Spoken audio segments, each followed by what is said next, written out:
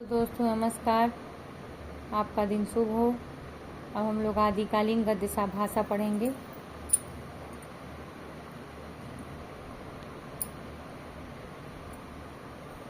आदिकालीन कुछ ग्रंथों के आधार पर यह माना जाता है कि पद्य के साथ साथ गद्य लिखने का प्रयास भी इस कालखंड में किया गया। गद्य लेखन के कुछ स्रोत ग्रंथ निम्नलिखित हैं। राहुल वेद 10वीं शताब्दी द्वारा रचित यह रचना गद्य पद्य मिश्रित चंपू काव्य शैली की प्राचीनतम कृति है। राजस्थानी प्रधान इसकी भाषा में 7 बोलियों के शब्द प्राप्त होते हैं। इसके गद्य में लोक भाषा का मिश्रण है। इसमें नायिका राहुल का श्रृंगारिक आकर्षण उपमा उत्प्रेक्षा आदि अलंकारों से व्यंजित किया गया। इस ग्रंथ का प्रकाशन बम्बई के प्रिंस ऑफ वेल्स के संग्रहालय से कराया गया। उक्त व्यक्ति प्रकरण 12वीं शताब्दी। इसके रचनाकार महाराज गोविंद चंद्र के सभा पंडित दामोदर शर्मा हैं। इसमें पुरानी अवधि तथा सौरसेनी ब्रज के अनेक शब्दों का उल्लेख प्राप्त है।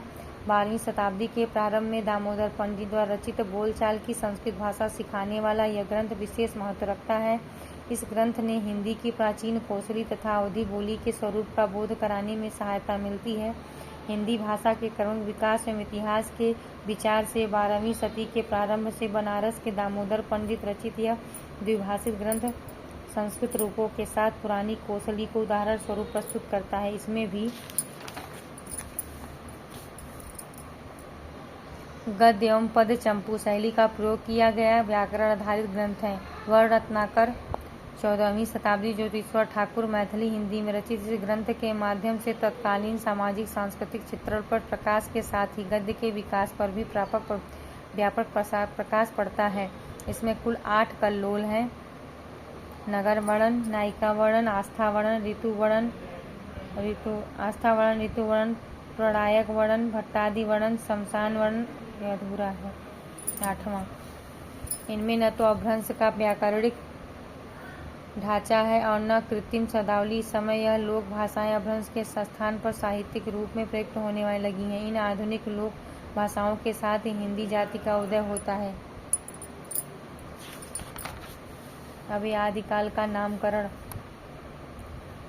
आदिकाल के नामकरण को लेकर सर्वाधिक विवाद रहा। इस विवाद का एक कारण यह भी रहा कि आदिकाल की सामग्री के प्रति अलग अलग इतिहासकारों की अपनी समझ भिन्न आलोचकों ने अपने अपने दृष्टिकोण से आदिकाल के अलग अलग नामों से संबोधित किया, जिसमें सबसे उपयुक्त नाम जो सर्वसम्मत से स्वीकार कर लिया गया आदिकाल से उचित ठहरता। इस आदिकाल नाम में आदि में जो परंपरा के प्रवाह का बीज तत्व है वह मौजूद रह सकता है कि हम कहें कि हमारे आदि पूर्वज, हमारा आदि ग्रंथ या आदि शब्द किसी प्रवृत्ति की तरफ संकेत नहीं करता, बल्कि हमें हमारी परंपरा से जोड़ता है। इसलिए आदिकाल का नाम सर्वाधिक सटीक हजाई प्रसाद द्विवेदी द्वारा दिए गए आदिकाल नाम से पश्चात अनेक विद्वान तथ्य और कथ्य के आधार पर आदिकाल की विभिन्न नामों से संबोधित करते हैं। आदिकाल की प्रवृत्तियां। आदिकाल के उदय के मूल कारणों में तत्कालीन सामाजिक राजनीतिक प्रवृत्तियां रहीं। बाह्य आक्रमणों तथा उनके राजनीतिक सांस्कृतिक प्रभाव के कारण इस आदिकाल का उदय हुआ, जिसमें प्रमुख प्रवृत्तियां निम्नलिखित हैं। आश्रयदाता राजाओं की अतिशयोक्तिपूर्ण प्रशंसा, युद्धों का सजीवरण, वीर रस और श्रृंगार रस की प्रधानता, राजनीतिक एकता का अभाव, चरित्र काव्य लिखने की परंपरा, भाषा एवं छंदों की विविधता।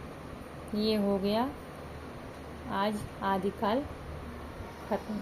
अब हम लोग अगले टॉपिक भक्तिकाल को पढ़ेंगे। और आपको अच्छा लगे तो लाइक करिए, सब्सक्राइब करिए, शेयर करिए, कमेंट करिए। कुछ प्रश्न हो तो प्रश्न भी पूछिए। और कैसा लगा वीडियो ये भी बताइए। ठीक है, आपका दिन शुभ हो। धन्यवाद। ये सारी चीज़ें हमने पढ़ ली। अब